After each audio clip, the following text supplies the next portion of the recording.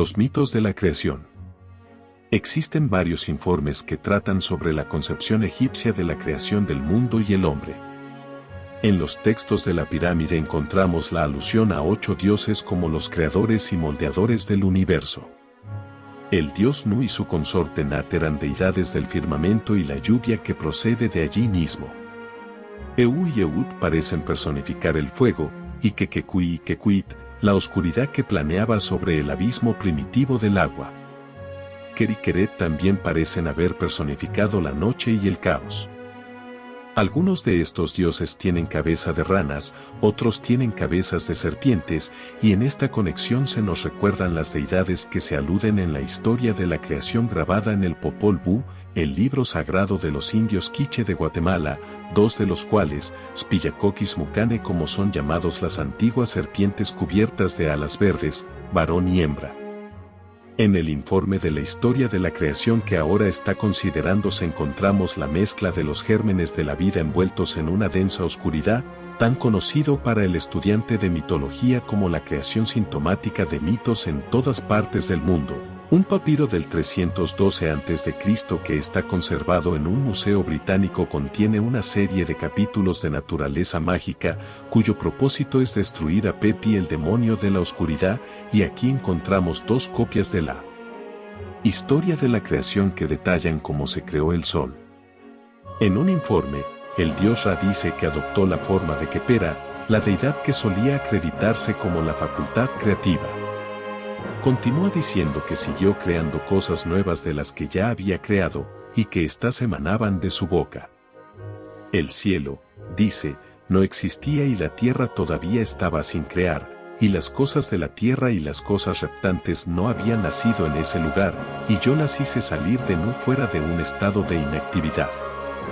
Insinuaría que Khepera creó vida en el universo mediante la materia que proporcionó el abismo acuoso de Nu. No encontré ningún lugar, dice Khepera, donde pudiera permanecer de pie. Impuse un hechizo sobre mi propio corazón. Establece una fundación en Mat. Creé toda forma. Era un ser único. No había emanado de mí mismo el dios Su, y no había arrojado de mi ser la diosa Tefnut. No había ningún otro ser trabajando conmigo. La palabra Mat significa ley, orden o regularidad, y de la alusión de que Khepera impusiera un hechizo sobre su corazón, podemos suponer que éste aprovechó su habilidad mágica en el proceso creativo, o puede significar, en la fraseología bíblica, que se propuso crear un mundo. El Dios continúa diciendo que una multitud de cosas son creadas desde su corazón. Pero el sol, el ojo de Nu, estaba tapado por su Tefnut, y fue solo después de un periodo indefinido cuando estos 2 seres, los hijos de Nu, como salieron de la masa acuosa y llevaron consigo el ojo de su padre. En esta conexión encontramos que el sol, como ojo, tiene cierta afinidad con el agua. Entonces Odín sacrificó su ojo a Mimir por un sorbo del pozo de la sabiduría, y encontramos que los pozos sagrados conocidos por la cura de la ceguera a menudo están relacionados con las leyendas de los santos que sacrificaron su propia vista. La alusión en esas leyendas probablemente es a la circunstancia de que el sol que se refleja en el agua tiene el aspecto de un ojo. Por tanto, el ojo de Nu siguió a su Tefnut cuando estos salieron de las aguas. En este caso, Su puede representar la luz del día y Tefnut la humedad. Entonces Khepera lloró profusamente, y de las lágrimas que invirtió nacieron el hombre y la mujer.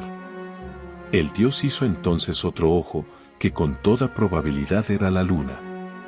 Después de esto, creó las plantas y las hierbas, los reptiles y los seres reptantes, mientras que Geb y Nat, Osiris e Isis, Set y Neftis y Horus nacieron de su Tefnut.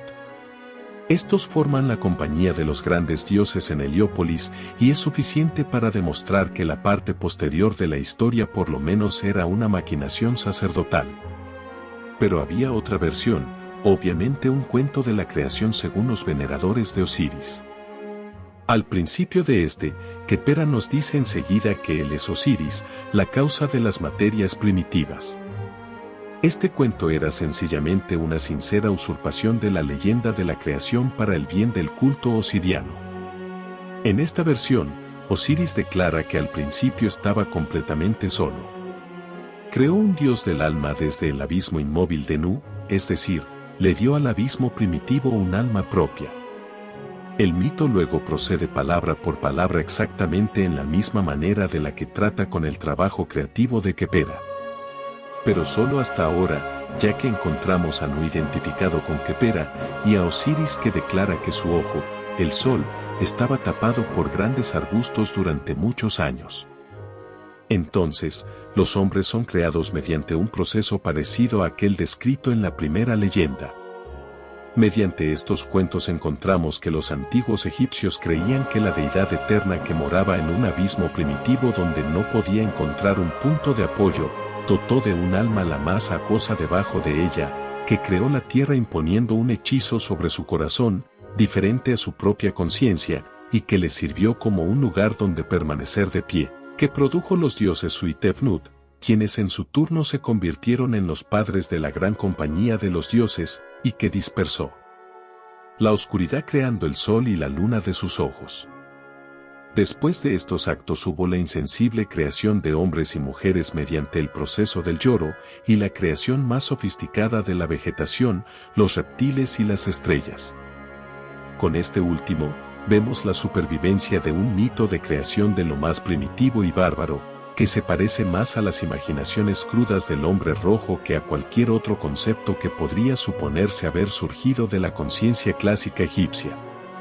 Pero de dicho material poco prometedor surgen todos los sistemas religiosos, e indiferente al gran esfuerzo hecho para probar que los egipcios eran diferentes a las demás razas en este aspecto, en poco tiempo este esfuerzo de defenderles está destinado a ser abatido por los implacables hechos.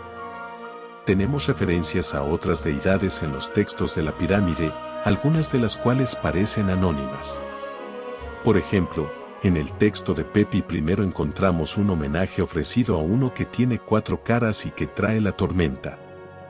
Este parecería ser un dios del viento y la lluvia, cuyos semblantes se dirigen hacia los 4 puntos de la brújula, y de aquí vienen los 4 vientos. Efectivamente, el contexto prueba lo último cuando dice: has cogido la lanza que más quieres, ese arma puntiaguda que vaga por las orillas del río con su doble punta como los dardos de Ra y el doble puño como las garras de la diosa Maftet.